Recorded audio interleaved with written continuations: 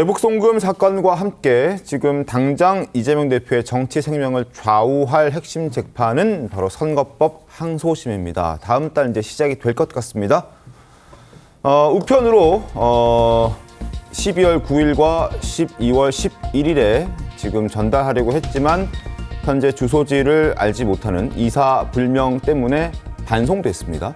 그리고 12월 17일 인편으로 이제 국회에 있는 의원회관 거기에 인편으로 전달했고 이제 18일 기준으로 송달됐다라는 이제 결론이 났습니다. 그래서 이제 소송 기록 접수 통지서를 받은 날로부터 20일 이내에 항소 이유서를 제출해야 하기 때문에 이제 재판이 본격적으로 시작됐다라고 볼 수 있고 이재명 대표와 이재명 대표 측 변호인단은 1월 7일까지 항소 이유서를 제출해야 되는 그런 상황입니다. 근데 이제 다소 조금 늘어지면서 국민의힘이 생각하고 있는 데드라인이라고 여기는 2월 15일까지는 항소심 결과가 나오지 않을 수도 있다라는 그런 지적들이 나오고 있긴 하더라고요. 이 부분 어떻게 좀 봐야 되겠습니까? 일단 쉽지 않고요. 네. 이재명 대표는 앞으로도 이 재판을 끌기 위해서 수단과 방법을 가리지 않을 겁니다.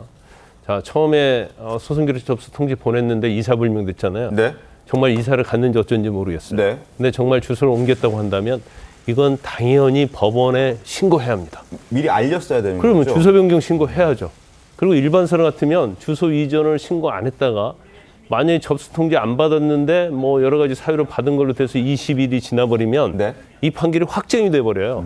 그럼에도 불구하고 이제 이사불명이라는 이유로 한번 피했죠. 네. 다 두 번째 폐문부제로 또 피했지 않습니까? 근데 결과적으로 의원실로 인편으로 해서 가니까 이건 어떻게 피할 수 있는 방법이 없죠. 왜냐하면 이미 여론에서 엄청난 관심을 가지고 있고 너무 잔꾀를 부르는 게 아니냐 이런 비판이 있었기 때문에 이번 이제 어쩔 수 없이 받은 거예요. 하지만 이재명 대표의 목적은 달성이 된 거죠. 네. 왜냐하면 지금 탄핵과 관련해서 이재명 대표 재판과 관련해서 이게 사실 총각을 다투고 있거든요. 어떻게 보면 하루 이틀 또는 뭐 일주일, 이주일, 한 달 그래야 하는데 거의 저 목적을 달성해서 한 달 정도의 재판이 뒤로 간 거나 다름없다 이렇게 볼 수 있고 일반적으로 소속 기록 접수 통지를 받으면 20일 이내에 항소 이유서를 써내면 그다음부터 재판이 진행되는 게 일반적이지만 최근에 법원의 어떤 관행은 접수 기록 통지 받고 항소 이유서 써내기 전에 이게 20일이 안 돼도 네. 재판 날짜를 잡는 게 상당히 많아졌어요. 그러면 제가 볼 때 어제 송달됐기 때문에 네. 20일을 이재명 대표가 일부러 이걸 지연시킨 거잖아요. 그러니까 제가 볼 때는 다음 주라도 재판을 잡아서 네. 재판을 진행하는 게 사법부의 역할이다 저는 그렇게 보거든요. 네. 그래서 재판부 이제 어떻게 할지 봐야 하고 일단은 뭐 3개월이라는 기간이 있으니까 뭐 재판을 매일 해서라도 네. 이 재판은 3개월을 딱 맞춰서 2월 15일 이전에 결론을 내야 하는데 이재명 대표가 계속적으로 뭐 지금 아직도 변호사님이 안 했다는 거 아닙니까? 네. 그래 첫 길부터 변호사님이 안 됐다 이런 식으로 또 갈 수도 있어요. 그래서 이걸 사법부가 알아서 한다고 해서 되는 게 아니고 이재명 대표의 어떤 재판 지연 전략을 얼마나 소송지휘권을 써서 네. 이것을 막느냐 이게 굉장히 중요한 거죠. 조기현 변호사님. 이게 재판 지연 전략이라고 얘기할 수 있나? 저는 이해가 안 됩니다. 네. 이거 첫 송달됐다는 12월 9일이 어떤 상황이었습니까? 국회에서 탄핵 절차가 진행되고 있었고요. 여전히 뭐 민주당이 과도하다고 보는 분들도 있지만 최근에 드러나는 상황을 보면 2차 비상계엄에 대한 우려도 계속되고 있는 상황이었습니다. 그 시점에 송달된 다음 날부터 왜 안 받냐는 얘기를 국민의힘에서 합니다. 이 중차대한 시기에 이재명 대표의 재판 일정만 가지고 소송 지연 전략이라고 그 다음 날부터 얘기하기 시작한 겁니다. 근데 통상적으로 이 이사불명, 그다음에 폐문부제 될 수밖에 없을 수도 있죠. 왜냐하면 그 다음 날부터 이 탄핵 의결될 때까지 이재명 대표는 계속 국회에 있었습니다. 그리고 그저께 보면 한동훈 대표 관련해서도 첫 제보 그 상황이 언제까지 이어진지 모르겠지만 가족도 대피시키라는 얘기를 들었다고 하지 않습니까? 이재명 대표 측에서도 체포 명단에 있었고 위험 상황이 계속 되고 있었기 때문에 집안에 사람이 없을 수 있는 거죠. 그러니까 통상적인 절차에 의해서 두 번 송달이 안 되고 알고 있었기 때문에 국회로 특별 송달이라고 있는 곳에 그냥 송달한 겁니다.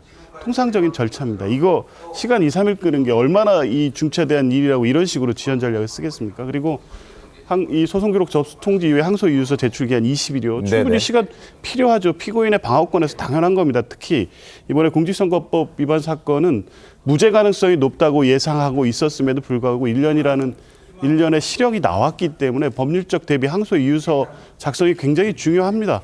충분히 시간 확보하고 피고인의 권리를 행사하겠다는 건데 이걸 재판 지연 전략이라고 무조건 하루라도 빨리 뭐 쫓아가서 송달을 받고 항소 이유서도 미리 준비했다 내고 이게 통상적으로 말이 됩니까? 저는 과도한 요구고 이런 방식의 재판 지역이 통하지도 않고요. 재판부가 알아서 소송 지휘할 겁니다. 짧게 한 말씀만. 예. 윤 변호사님 먼저 하실래요?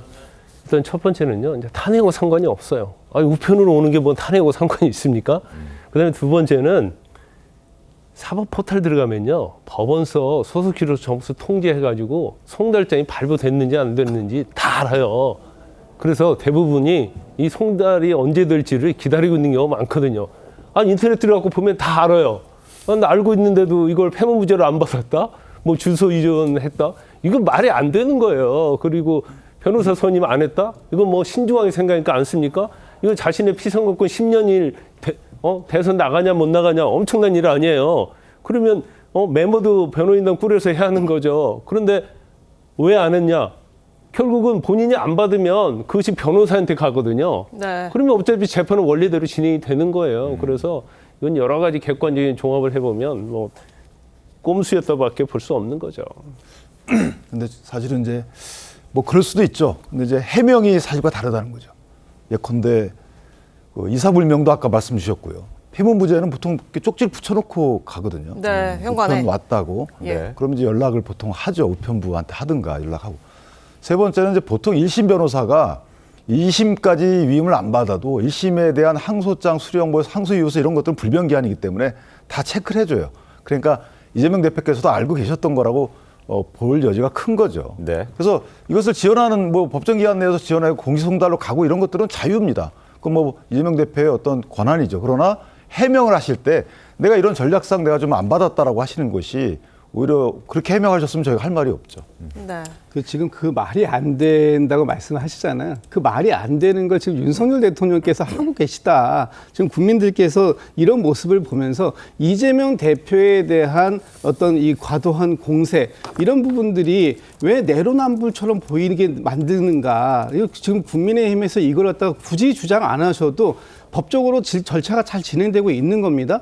그런데 이런 걸 얘기하심으로써 오히려 윤석열 대통령께 지금 좀 전에 이재명 대표의 대선 출마가 그렇게 중요한 거다 말씀하시면 대통령직을 유지할 수 있느냐 없느냐 하는 헌법재판소의 심리가 열리고 있는 이 상황 속에서 열려야 되는 이 상황 속에서 가장 중요하게 지금 이걸 방어해야 할 대통령께서 본인이 지금 쓰고 있는 이런 지원 전략 이것이 다시 부각될 수밖에 없는 상황이다. 그렇기 때문에 국민의힘에서 무리하게 이재명 대표를 공격할 이유가 없다. 이런 말씀을 드리는 거예요. 근데 굳이 비교하자면요. 이재명 대표는 2심이에요. 1심 때 이미 모든 증거관계, 그다음에 소송 관계 서류 다 갖고 계시거든요. 그러니까 공방에 관련된 서류나 주장, 쟁점 정리 다 갖고 계세요. 그러니까 2심에서 소송 지원을 할 이유가 없어요. 원래는 항소유서를 작성하면 됩니다. 근데 윤 대통령의 경우는 처음 이제 탄핵 재판이나 이런 걸 받는 거기 때문에 아무런 자료가 없어요. 그러니까 이제 윤 대통령 입장에서 변호인도 구성해야죠. 그다음에 그 관련된 자료도 파악해야죠. 그다음에 전력도 세워야죠. 이런 네. 실질적인 기간이 필요한 거기 때문에 굳이 비교하자면 약간 다르다 경우가. 아니 근데 우리가 이재명 대표 얘기를 하잖아요. 지금 윤석열 대통령 얘기를 하는 건 아니거든. 그러면 윤석열 대통령 얘기는 우리가 추후에 우리가 그 잘했다고 우리가 윤 대통령이 잘하고 있다고 하는 얘기는 아니잖아요. 네. 지금 이재명 대표가 하는 얘기를 하니까 이재명 대표를 얘기를 해야지. 다른 사람이 잘못했으니까 이재명 대표가 합당하다, 합리적이다, 옳다 이렇게 얘기할 수는 없잖아요. 알겠습니다.